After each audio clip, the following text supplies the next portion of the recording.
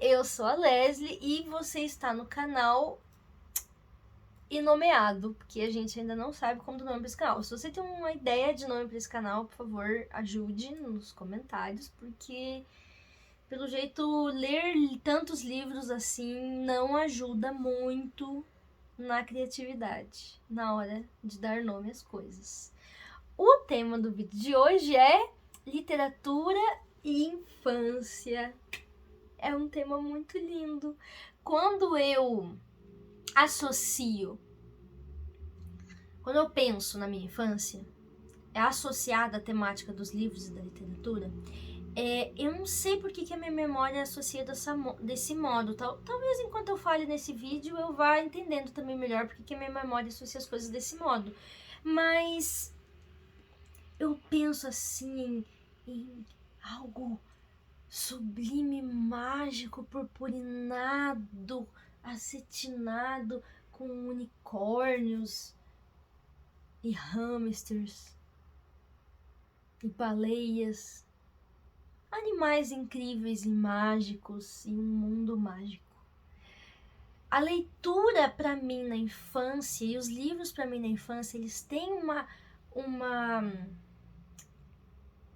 forma, um cetim brilhoso nas minhas memórias, é isso. Eles brilham, eles são muito mágicos. E por que eu falo isso? Porque eu acho que isso não acontece só comigo. Pessoas que tiveram acesso a uma infância conectada aos livros, à literatura, principalmente os livros, também lembrando de momentos em família, de leituras que os pais, que os avós, que os irmãos mais velhos faziam para você, isso traz uma memória tão afetiva, tão marcante, amorosa, carinhosa, que daí a gente já começa a ver a importância de ter momentos de qualidade e momentos que tragam para uma criança a arte, o lúdico e tudo que tem de mágico em ser criança e ler livros, sabe? O imaginário da criança ele se torna muito mais complexo e muito mais incrível e mágico mesmo, acho que essa é a palavra. Então é por isso que a gente vai falar de livros hoje, tá bom? Livros o quê? Infantis, claro. Em um outro vídeo eu vou falar sobre meus livros infantis favoritos. Pode ser que apareçam alguns dos livros que eu falar hoje, mas vão aparecer outros. Por quê? Porque eu tenho muitos livros infantis, porque eu gosto de ter livros infantis e lê-los até hoje. Então eu faço muito isso, eu compro alguns livros infantis, porque eu gosto de ler livros de criança, tá? Mas vamos aos da minha infância, tá bom? Eu nasci em 93, então eu sou uma senhora de mais de 30 anos. O que significa isso? Para você se localizar no tempo, tá bom? A internet surgiu quando eu nasci? Não, quando eu nasci no Brasil ninguém tinha internet. A internet vai lá para fim dos anos 90, começo dos anos 2000 e olhe lá, dependendo da tua classe social, né? Celular, popularização do celular, começo dos anos 2000 aí, até depois disso. Então, as minhas referências literárias têm muito a ver com esse momento. Nós vamos começar... Não tenho aqui. Muitos livros que eu vou citando neste vídeo e ao longo de muitos outros vídeos, eu não vou tê-los aqui em mãos, porque eles estão encaixotados, infelizmente. Mas aí eu coloco uma imagem que tá aqui, aparecendo aqui. Não sei o que está aparecendo aqui nesse momento, mas vai aparecer para você as imagens do que eu estou falando, tá bom? Do que eu não tenho em mãos. Eu acho que tudo começou com os livros de banho. Os livros de banho são o melhor presente para qualquer criança, segundo eu, assim, né? Eu dou muito livro para crianças, livros de banho, principalmente, porque você pode dar para uma criança que acabou de nascer. E a graça do livro de banho são 3. Primeiro que ele é um brinquedo, né? Então ele pode ser levado para o banho molhado. Ele é um momento compartilhado da família com aquele bebê no banho. E ele é uma porta de entrada daquele bebê para um outro mundo de uma forma muito simples, com folhas grudadas dentro, no qual você vai e volta, né? Esse formatinho de códex, que se eu não me engano foram os romanos que trouxeram pra gente. Então ele tem já esse formato e ele aproxima, assim, né, a criança desse universo literário. Para mim, os livros de banho significaram muito. E eu tinha um que era um livro de banho, mas eu acho que eu também tinha uma versãozinha pequenininha dele. Eu pesquisei sobre ele atualmente e ele tem uma versão maior. Eu acho que a historinha do livro é a mesma. E não achei mais versões de banho, que era o Boa Noite Bolinha. O Boa Noite Bolinha fez muito parte da minha vida, depois eu procurei na internet. É um cachorrinho que vai dormir e ele quer dar boa noite pra everybody antes de dormir. Dá boa noite pro cachorro o outro. Ele já é um cachorrinho, né? Enfim, então ele dá boa noite para outros cachorros, obviamente. Mas pro vizinho, pra lua, pra cobertinha. E é muito fofo. E é só isso. São algumas páginas, poucas páginas dele dando boa noite. Então eu gosto muito de apresentar as crianças assim para a literatura bem cedinho. Um outro livro que eu gosto muito, vou colocar aqui eles juntos. Entre Cobras e Lagartos, que vai aparecer aqui em algum lugar, e o Manual do Verde. O meu pai, ele comandava, na época que eu era criança e adolescente, um clube de escoteiros. Então, esses livros para ele eram assim, ele tinha paixão que a gente entrasse nesse mundo e fizesse parte desse mundo. E eu amava, eu também fui do clube de escoteiros e tal. Então, são livros que ensinam as crianças sobre meio ambiente, plantinhas, e são ilustrados. O Entre Cobras e Lagartos é um livro sobre répteis. Eu já dei vários livros de répteis para outras crianças e todas amam. Então, livros que falam de animais, de répteis, que falam de fauna, flora, são sempre super bem-vindos, porque as crianças amam. Esse livro é muito velho, muito antigo. Eu acredito que não exista mais. Mas esse tipo de livro as crianças geralmente gostam muito. Eu me lembro muito também da minha mãe lendo ao pé da minha cama. Um dos livros mais marcantes da minha infância é um livro de contos de fada, que ele era gigantesco.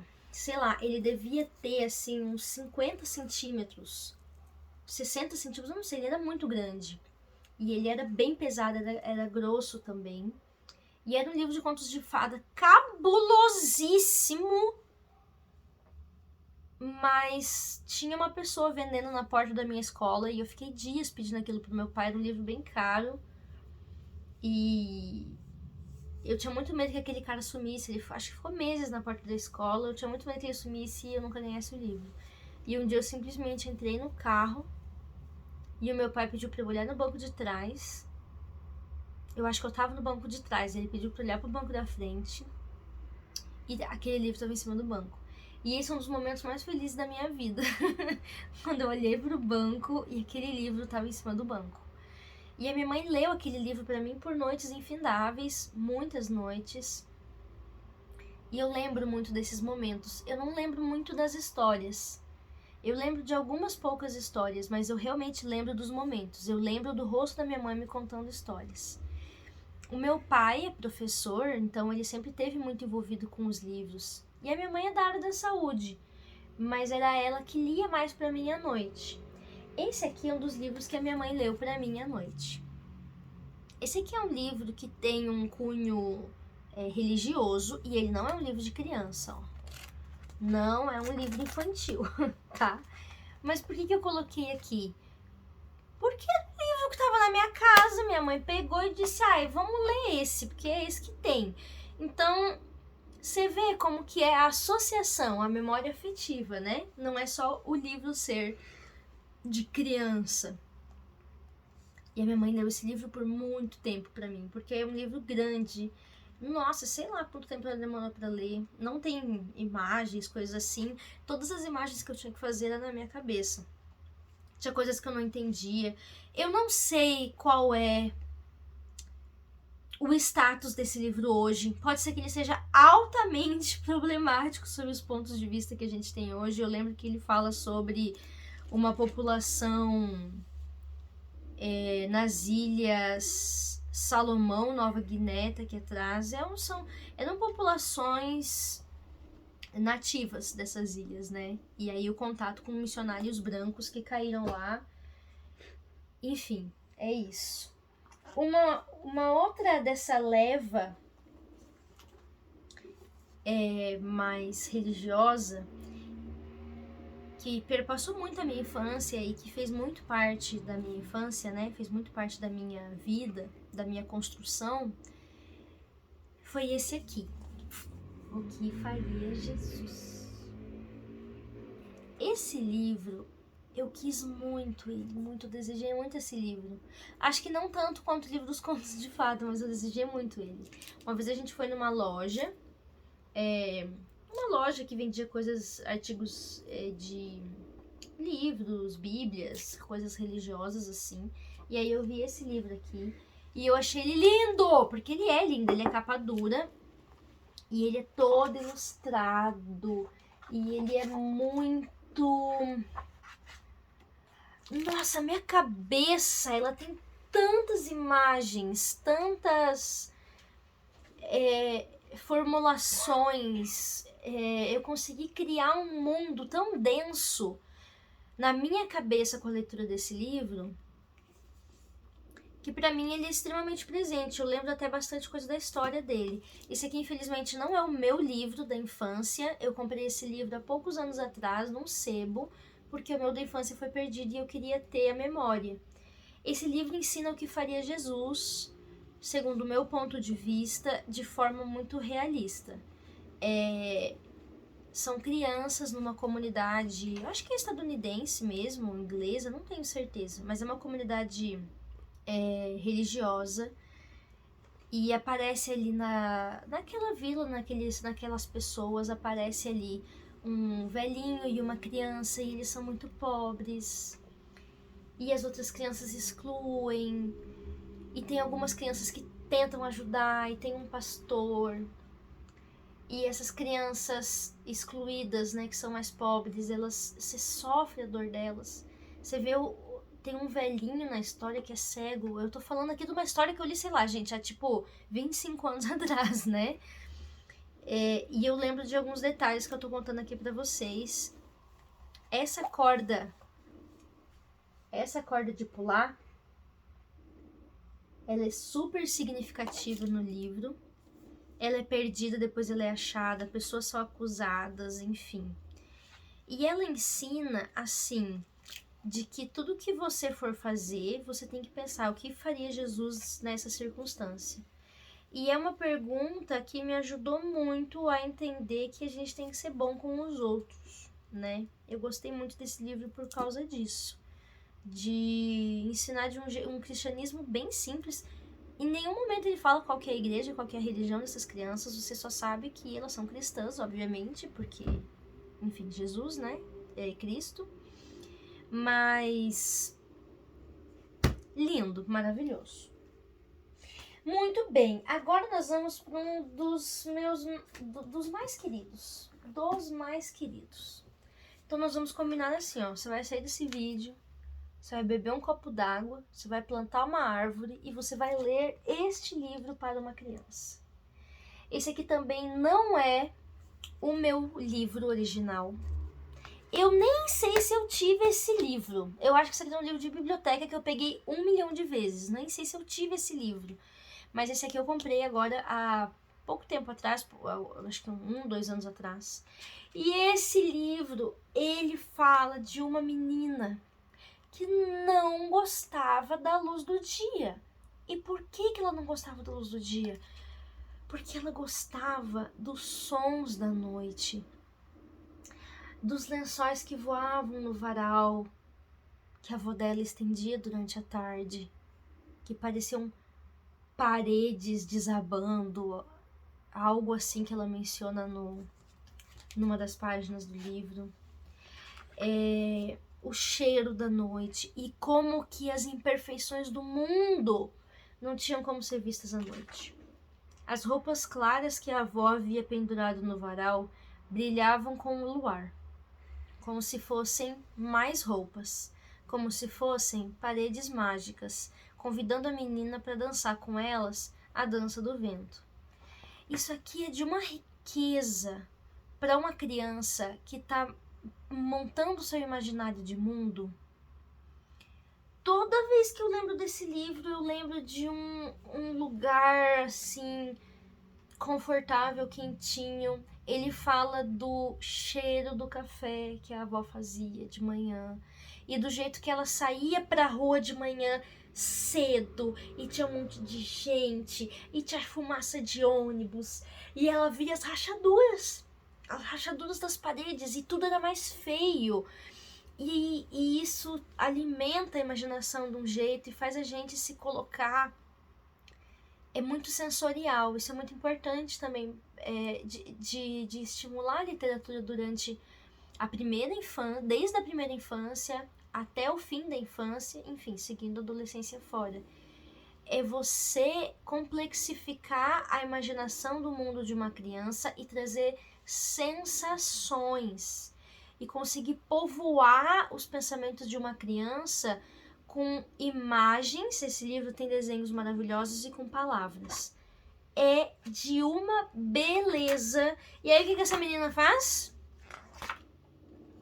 Prende a luz do dia numa caixa de sapato. Óbvio. Que outra coisa ela poderia fazer?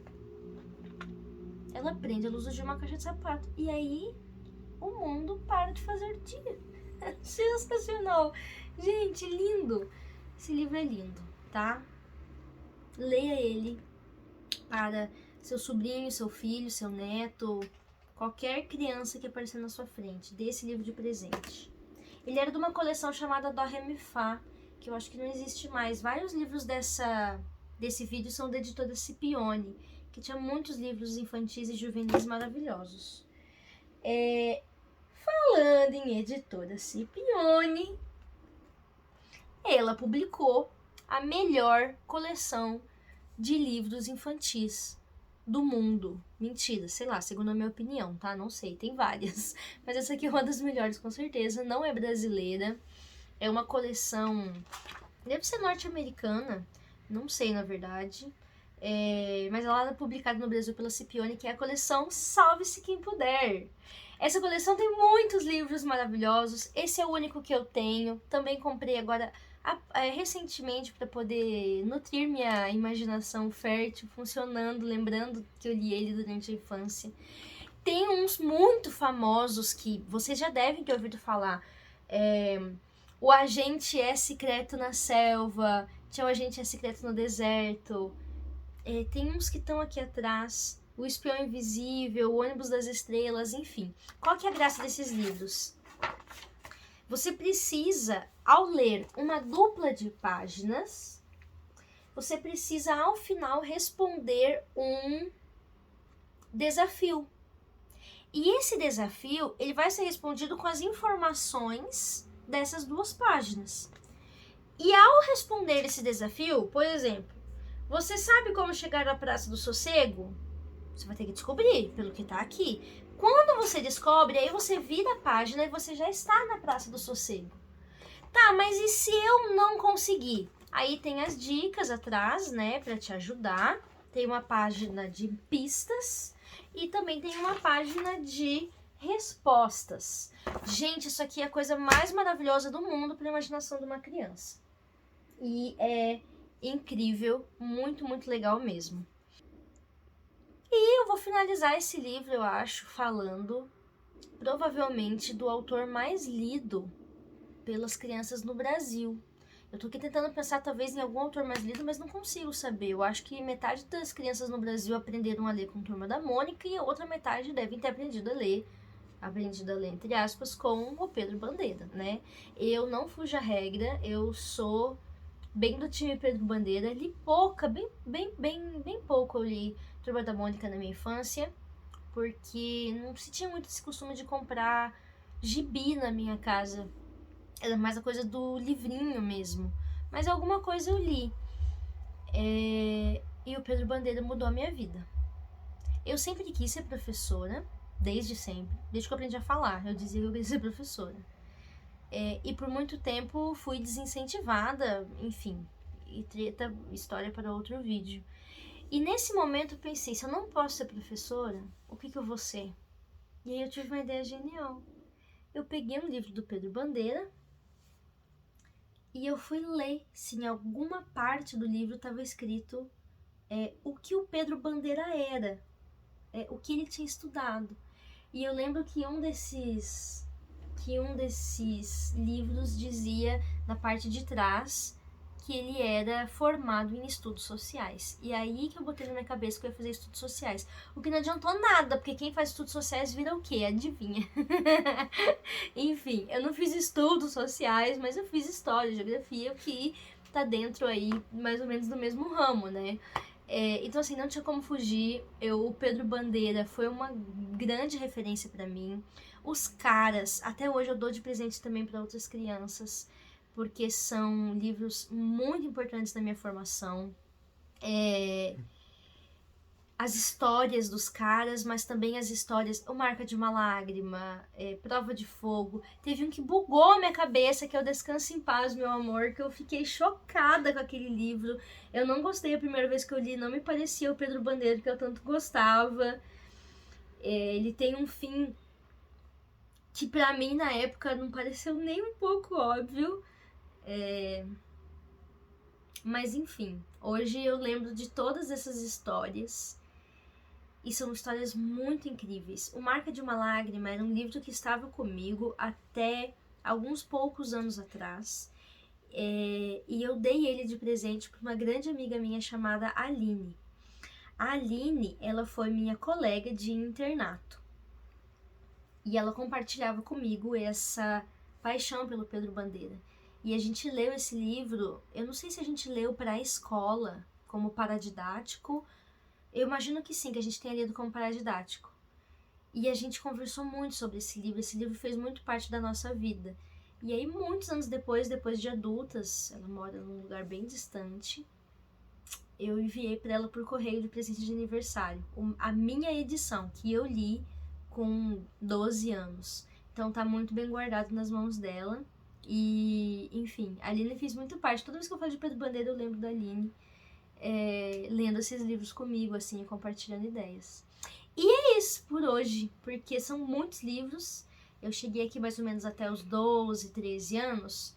Então, no próximo vídeo, a gente vai falar sobre os livros da minha adolescência, os livros do final do meu ensino médio, que no terceirão eu li muita coisa importante que me marcou muito. Até ali os 18 anos, tá bom já, né? Aí já deu até os 18. O que vocês acham? Fechou? Então tá bom. É isso. Lembre-se, lição de hoje. Qual que é a lição de casa de hoje? Muito bem, leia um livro para uma criança. Faça parte da vida de uma criança, lendo para ela, enriquecendo a vida dela, trazendo imaginação, palavras, imagens para uma criança, porque isso vai mudar a vida dela para sempre, com certeza. Como mudou a minha e como faz com muitas pessoas, né? Transformando a vida numa coisa assim mais poética e mais vivaz. Tá bom? É isso. Um beijo.